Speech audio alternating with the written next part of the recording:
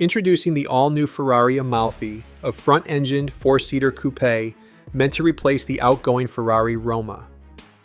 Under the hood, we'll find the familiar 3.8-liter twin-turbo V8 engine, making 640 horsepower and 760 newton-meters of torque.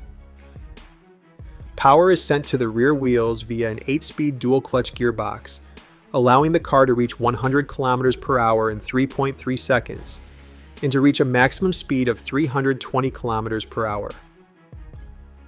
Guys, if you like our video, please subscribe and hit the like button. Thanks!